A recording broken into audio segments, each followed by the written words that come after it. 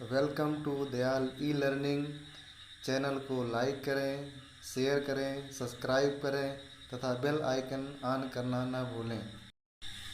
आइए आज हम लोग नया लेसन औसत पढ़ने वाले हैं। तो सबसे पहले ये जानना जरूरी है हमको कि औसत होता क्या चीज़ है। तो औसत क्या चीज़ होता है? देखिए, सजातीय राशियों को उनकी संख्या से भाग देने पर, सजातीय राशियों को उनकी संख्या से भाग देने पर जो भागफल प्राप्त होता है उसे औसत कहते हैं। क्या कहते हैं? उसे औसत कहते हैं। तो औसत को इस तरह से डिफाइन किया कर दिया गया फार्मूले के अकॉर्डिंग जो है, ठीक है। औसत या औसत का दूसरा नाम मध्यमान होता। औसत या मध्यमान बराबर होता, आपको याद रखना पड़ेगा, सभी राशियों का योग बटे राशियों की कुल संख्या जो है। तो ये आपका पहला फार्मूला हो गया है जिसको आपको हमेशा याद रखना पड़ेगा। यह औसत बराबर दिए गए परिणामों का योग बटे परिणामों की संख्या, इसको भी औसत कहते हैं, ठीक है। या औसत बराबर दिए गए परिणामों का योग बटे परिणामों की संख्या है। नेक्स्ट देखिए, कुछ रूल इसके हैं जो कि जानना बहुत ज़रूरी है, ठीक है। आइए देखते हैं। जैसे दिया है कि अगर माना एक व्यक्ति जो है x किलोमीटर प्रति घंटा की चाल से एक निश्चित दूरी तय करता है तथा उतनी ही दूरी जो है y किलोमीटर प्रति घंटा की चाल से तय करता है, तब पूरी यात्रा में औसत चाल बराबर क्या होगी? इसके लिए सीधे सीधे डायरेक्ट फार्मूला है 2xy/x + y किलोमीटर प्रति घंटा, किलोमीटर पर आवर जो है, ठीक है। तो अगर कोई व्यक्ति है, मान लीजिए x किलोमीटर प्रति घंटे की चाल से चल रहा है, एक निश्चित दूरी कवर कर रहा है और उतनी ही दूरी जो है y किलोमीटर प्रति घंटा की चाल से तय कर रहा है, तो वो कह रहा है कि तब पूरी यात्रा में औसत चाल क्या होगी? अगर पूरी यात्रा में औसत चाल आपको निकालना पड़े तो आप सीधे सीधे इस फार्मूले का यूज़ करेंगे 2xy/x + y जो किलोमीटर प्रति घंटा या किलोमीटर पर आवर जो है, ठीक है। देखिए यहाँ पर दूसरा नियम, दूसरा फार्मूला आप देखिए। देखिए, अगर देखिए इस तरह दिया हुआ आपका जो है कोई समांतर श्रेणी है, क्या दिया है? कोई समांतर श्रेणी अगर दिया हुआ है तो समांतर श्रेणी को ऐसे डिनोट किया जाता है a, पहला टर्म हो गया, दूसरा a + d, तीसरा a + 2d, a + 3d and so on. तो ये क्या है? एक समांतर श्रेणी है। क्या है? ये समांतर श्रेणी को रिप्रेजेंट करती है जिसमें प्रथम पद बराबर क्या दिया हुआ? ए दिया हुआ। प्रथम पद क्या दिया है? ए दिया है। जो ए आपका है ये प्रथम पद कहलाता है। सार्वंतर क्या होता है? सार्वंतर क्या होता है? इसको डी से डिनोट करते हैं। और यनवा पद अगर आपको निकालना पड़ेगा, इसलिए यनवा पद क्या हो जाएगा? यनवा पद बराबर होता है ए + n - 1 × d। सॉरी, यनवा पद बराबर होता है a + n - 1 × d, ठीक है। ये फार्मूला हमेशा आपको याद रखना पड़ेगा। आइए देखते हैं, अगर n पदों का योगफल हमको निकालना है, कि संख्या के अगर n पदों का योगफल निकालना है तो उसके लिए हम क्या करेंगे जी? उसके लिए फार्मूला दिया गया Sn बराबर, मतलब n संख्याओं का सम बराबर n/2, ब्रैकेट बड़े ब्रैकेट में बड़ा ब्रैकेट लगाएं, इसके अंदर क्या है 2a प्लस छोटे ब्रैकेट के अंदर n - 1 × d है। तो n पदों का योगफल बराबर क्या होता है? Sn बराबर n/2 और 2a + n - 1 × d, ठीक है। तथा Sn बराबर, Sn मतलब नंबर ऑफ सम, n पदों का योगफल बराबर n/2 ब्रैकेट में a + l, जहाँ पर l क्या है? l जो है आपकी क्या है? l आपका अंतिम पद है। क्या? संख्याओं का अंतिम पद है, ठीक है। अंतिम पद को हमेशा l से डिनोट करते हैं। अब इसी प्रकार से और भी दिया आपके सामने जो है, दिया है कि प्रथम, चौथा रूल इसका दिया है, प्रथम n प्राकृत संख्याओं का योग, मतलब नेचुरल नंबर संख्याओं का योग अगर आपको निकालना है तो आप कैसे निकालेंगे जी? इसके लिए ये फार्मूला दिया गया है। जैसे दिया अगर 1 + 2 + 3 + 4 एंड सो ऑन, अगर n तक दिया हुआ है तो आप सीधे सीधे इसको लिख सकते हैं आप जो है 1/2 n+1, ठीक है। और देखिए दूसरा नेक्स्ट क्या है, प्रथम n विषम संख्याओं का अगर योग निकालना पड़ जाए आपको, जैसे विषम संख्याओं योग कैसे हो सकता है आपको 1 + 3 है ना, 1 के बाद 3, इसके बाद 5 + 7 एंड सो ऑन, जो लास्ट का आपको जो क्या लिखेंगे 2n-1 जो, ठीक है। ये विषम संख्याओं को डिनोट करने का तरीका इस तरह से किया जाता है, ठीक है। तो इसका क्या होगा, संख्याओं का योग क्या हो जाएगा, n² होता है। कितना होता है, n²। जो ऐसे और भी दिए गए हैं आपके सामने, जो जैसे दिया है आपका जो है कि प्रथम n प्राकृतिक संख्याओं का योग बराबर क्या होता है, ब्रैकेट में 2, ये कह रहा सम मतलब क्या, अब सम संख्या है 2 + 4 + 6 एंड सो ऑन, जो इस तरह से दिया हुआ है। तो इसका जो सम क्या हो जाएगा n और n+1 जो है n × n+1, ठीक है। ये फार्मूला है। और भी देखिए दिया है नेक्स्ट जो है आपके जो है, जैसे दिया गया अगर है प्रथम n प्राकृत संख्याओं के वर्गों का योग निकालना आपको है, मतलब 1² + 2² + 3² एंड सो ऑन, इस तरह से अगर n² तक दिया हुआ है तो ऐसी संख्याओं का जो योगफल निकालने के लिए फार्मूला है, आपको ध्यान रखना पड़ेगा हमेशा जो है 1/6 n ब्रैकेट में n+1 इंटू ब्रैकेट में 2n+1 है, ठीक है। कितना 2n+1 जो है। तो ये तो आपको बताया जो है फार्मूला यूज करते हैं औसत में औसत का क्वेश्चन लगाने के लिए। एक फार्मूला और दिया गया है, आप देखिए इसको जो है, जैसे दिया गया अगर इस तरह से है, प्रथम n प्राकृत संख्याओं के घनों का मतलब क्यूब का योग अगर आपको निकालना है, क्या जैसे आपको दिया है 1 का क्यूब + 2 का क्यूब + 3 का cube and so on n का क्यूब अगर निकालना है तो सीधे सीधे क्या हो जाएगा 1/2n, ठीक है, ब्रैकेट n+1 और पूरे क्या हो जाएगा होल स्क्वायर, पूरे क्या हो जाएगा होल स्क्वायर। तो इस प्रकार से जो है आप देखे जो है विभिन्न प्रकार के जो फार्मूले आपको बताए गए जो है, इसको अगर आप याद रखेंगे तो कोई ऐसा क्वेश्चन औसत का नहीं जो आसानी से सॉल्व हो ना सके, ठीक है।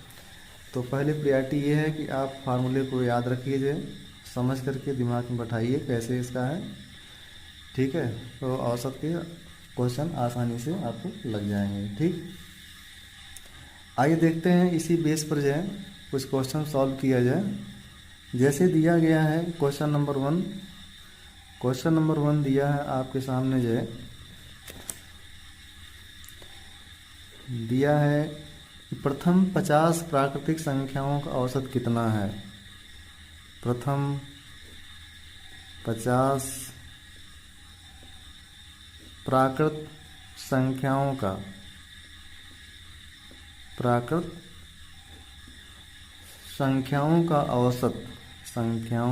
औसत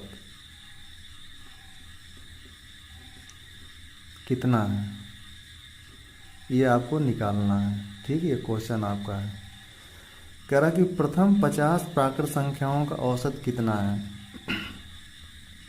इट मीन्स क्या, जैसे 1 है +2 है +3 है +4 है एंड सो ऑन जो है, इस तरह से क्या है आपका जो 50 तक दिया, मतलब क्या है n तक दिया, मान लीजिए ऐसे दिया हुआ है। तो इसके लिए फार्मूला क्या होता था, इसके लिए फार्मूला यूज करते थे आप 1/2 n और n+1। अब देखिए 50 प्राकृत मतलब नंबर आप जो है n का मान कितना दिया हुआ 50 दिया हुआ, 50 दिया हुआ, ठीक है। तो सीधे सीधे क्या करेंगे इसको जो है 1/2 n+1 में आप रखिए, तो क्या हो जाएगा, देखिए यहाँ पर 1/2 और इसके बाद 50 रखेंगे जो है, 50 + 1 करेंगे कितना हो जाएगा, दूसरा संख्या कितना हो जाएगा आपका जो है 51 हो जाएगा। इसे डिवाइड करेंगे 25 आएगा, और जब आप मल्टीप्लाई करेंगे इसका जो है तो आपका आ जाएगा 1275 आ जाएगा, ठीक है।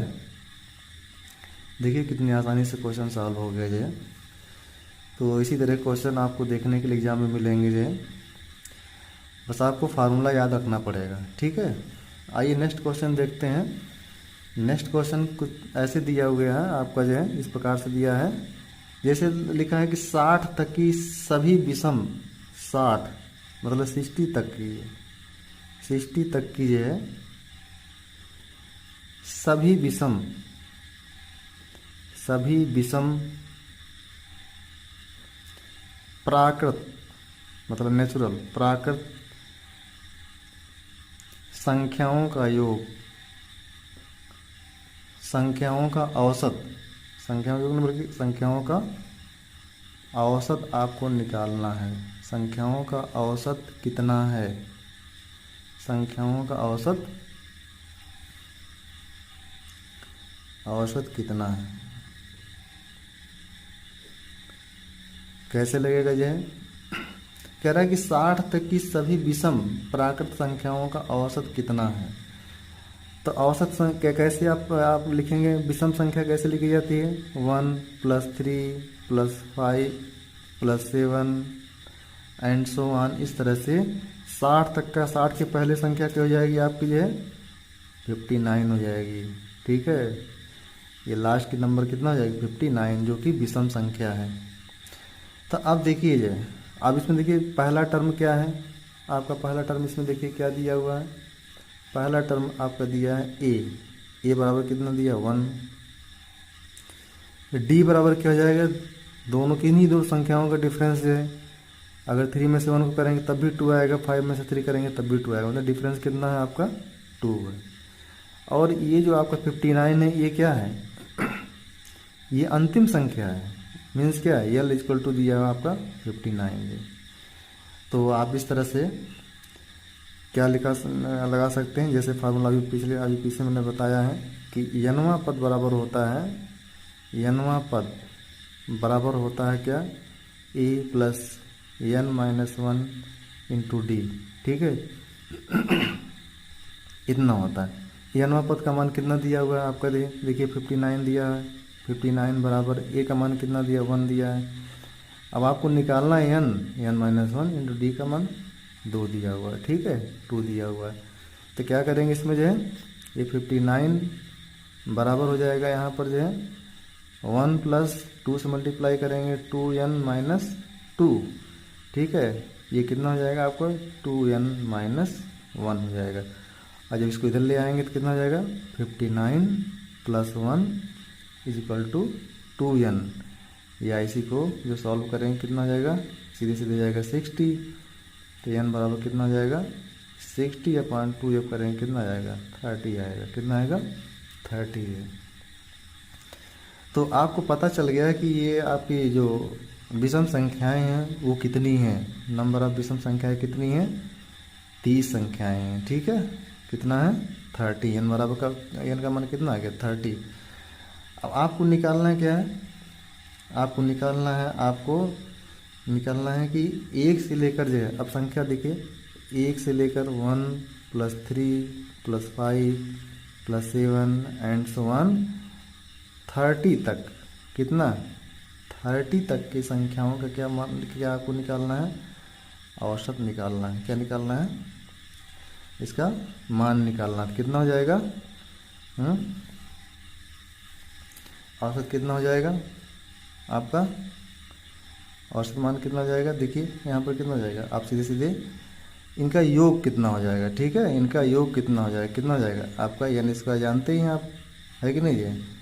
तो n कितना है, 30, और 30 में जब आप का स्क्वायर करें कितना आएगा, 900 आएगा, ठीक है। कितना आएगा, 900 आएगा। अगर आपसे कहा गया कि ये तो हो गया आपके संख्याओं का योग आ गया जो आपका, इतना हो गया, ठीक है। औसत पूछ रहा है तो औसत क्या करेंगे जो है, औसत में क्या करेंगे, औसत बराबर कितना हो जाएगा, अगर आप औसत निकालेंगे, औसत बराबर आपका हो जाएगा, ये टोटल आपका इतना नंबर है, योग कितना है, 900 है, ठीक है। और संख्या कितनी है आपकी, है 30 है। तो डिवाइड करेंगे कितना आ जाएगा, 3। कह रहा है कि यह है कि ए बी तथा सी की आय क्रम से, ए बी तथा सी तथा सी की आयु, आय नहीं बल्कि आयु क्रमशः दिया है आपका 32 वर्ष, 32 वर्ष दिया है, फिर आपका 36 वर्ष दिया गया है,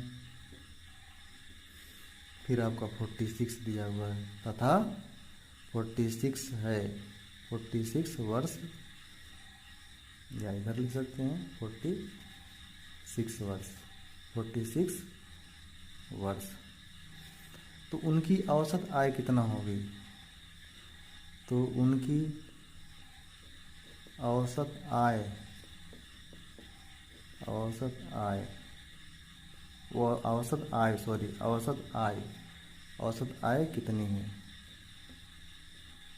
कितनी है?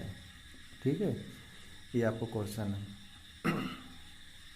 तो क्या करेंगे, ए तथा ए बी तथा सी की आय का योग निकालिए पहले। जो ए बी तथा सी की आयु का योग बराबर क्या हो जाएगा, 32 प्लस 36 प्लस 46। जब इसको आप ऐड करेंगे, जोड़ेंगे, तो इसका मान कितना हो जाएगा 114, 114 वर्ष। ठीक है, तो इनकी औसत आय क्या होगी? इनकी औसत आय कितना हो जाएगी? औसत आय बराबर कितना हो जाएगी? देखिए कितने इसमें हैं, ए बी सी कितने हैं नंबर? 3 हैं, 3 है ना। तो क्या हो जाएगा, 114/3 करेंगे, जब डिवाइड करेंगे कितना हो जाएगा आपका, 3 टाइम जाएगा 8, 38 वर्ष, 38 ईयर्स है। ठीक है, इस तरह से क्वेश्चन आसानी से सॉल्व होंगे। आइए देखते हैं नेक्स्ट क्वेश्चन। जो है नेक्स्ट क्वेश्चन दिया हुआ आपका जो है, कह रहा है एक कक्षा के 31 छात्रों का औसत भार। बहुत इम्पोर्टेंट क्वेश्चन है और एग्जाम में कई बार आया हुआ क्वेश्चन है। कह रहा है कि एक कक्षा के एक कक्षा मतलब क्लास के, एक कक्षा के 31 छात्रों का, 31 छात्रों का औसत भार दिया गया है। औसत भार दिया है आपका 30 किलोग्राम। कितना दिया है? 30 किलोग्राम दिया है। यदि, कह रहा क्वेश्चन, यदि अध्यापक का भार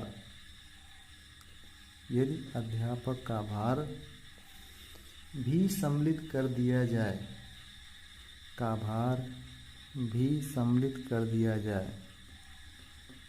सम्मिलित कर दिया जाए।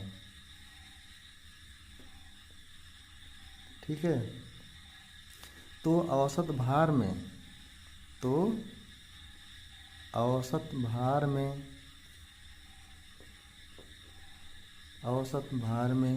500 ग्राम, कितना?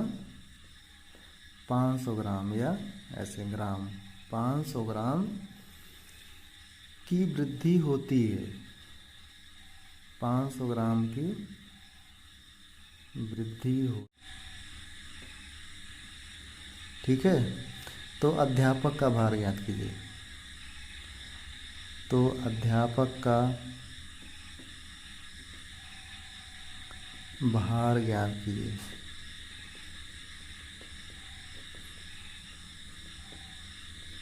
आइए देखते हैं क्वेश्चन कैसे सॉल्व किया जाए, कैसे लगेगा। जो है एग्जाम में क्वेश्चन आया हुआ है।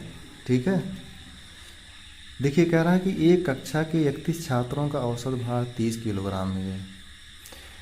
जब 31 छात्रों का औसत भार दिया है 30 किलोग्राम, तो कुल भार कितना हो जाएगा?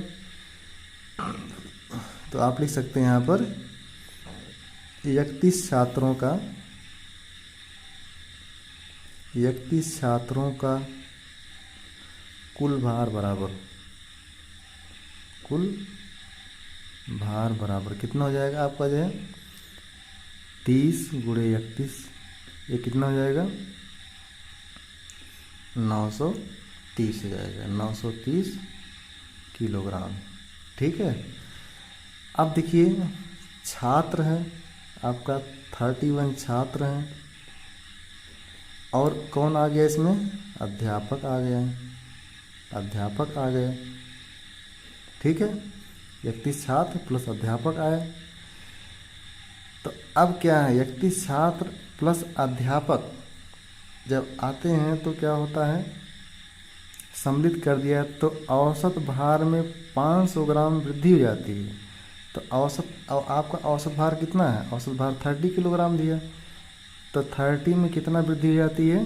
अब देखिए 500 ग्राम है, इसको आप किलोग्राम में बदलेंगे तो 1000 से 1000 डिवाइड करेंगे तो कितना आ जाएगा, सीधे सीधे आ जाएगा 0.5, कितना आ जाएगा 0.5 आ जाएगा। ठीक है, इतना किलोग्राम मतलब कितना हो जाएगा 30.5 किलोग्राम अब औसत हो गया। कब, जब अध्यापक साथ में हो गए। ठीक है, अध्यापक का भार जोड़ दिया गया इसमें, तो कितना हो गया आपका जो है, ये हो गया 30.5 किलोग्राम हो गया ये।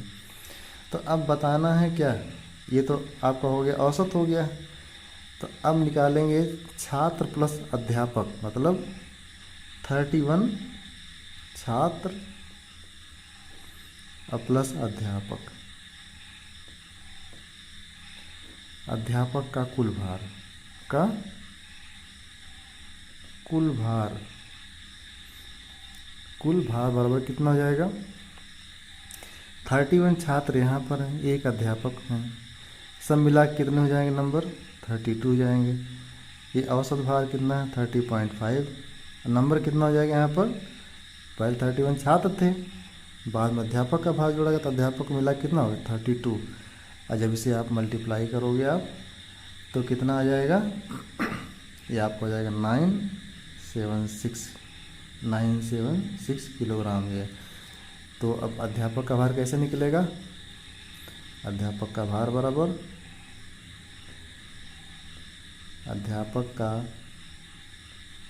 भार बराबर हो जाएगा आपका 976 माइनस 930, ये माइनस करेंगे कितना आएगा 46 आएगा, कितना आएगा 46 है।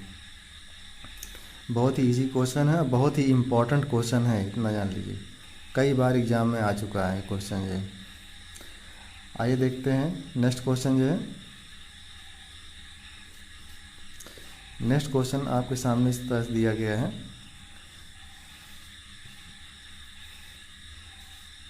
देखिए दिया है आपका जो है क्वेश्चन, कह रहा है कि एक नाव संबंधित क्वेश्चन बहुत आते हैं एग्जाम में, जो है औसत में जो है नाव संबंधित क्वेश्चन आते हैं। जैसे दिया हुआ है क्वेश्चन नंबर 6 देख लीजिए यहाँ पर, कह रहा है एक नाव के 10 नाविकों में, एक नाव के 10 नाविकों में, 10 नाविकों में से जो है में से 56 किलोग्राम भार वाले व्यक्ति, 56 किलोग्राम भार वाले व्यक्ति के स्थान पर समझने वाला क्वेश्चन है, के स्थान पर नया व्यक्ति आने से, नया व्यक्ति आने से, नया व्यक्ति आने से औसत भार में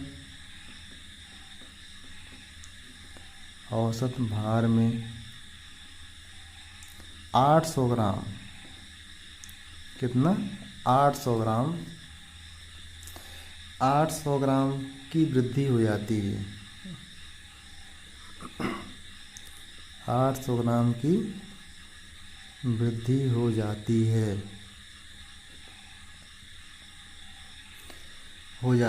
तो नए नाविक का भार ज्ञात कीजिए। तो नए नाविक का भार ज्ञात कीजिए। तो नए नाविक का भार ज्ञात करना है आपको। देखिए कैसे क्वेश्चन सॉल्व होगा जो है, आइए देखते हैं। अब देखिए सीधे सीधे क्या करेंगे, एक नाव के 10 नाविकों में से 56 किलोग्राम भार वाले व्यक्ति के स्थान पर नया व्यक्ति आने से औसत भार में 800 ग्राम की वृद्धि होती है। ठीक है, तो भार में कुल वृद्धि कैसे निकालेंगे, भार में डायरेक्ट सीधे से निकालिए। भार में कुल वृद्धि, भार में कुल वृद्धि कितना हो जाएगी, भार में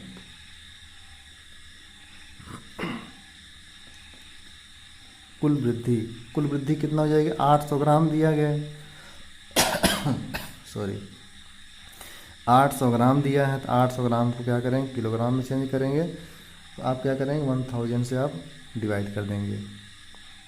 ये हमने डिवाइड कर दिया जो 1000 से। ठीक है, तो कह रहा भार में कुल वृद्धि कितना हो जाएगी, ये आपकी देखिए 10 नाविकों में है, तो 10 क्या करेंगे, मल्टीप्लाई कर देंगे यहाँ पर जो है, ये आपको डिवाइड हो जाएगा, ये इससे डिवाइड हो जाएगा, कितना आएगा 8 किलोग्राम।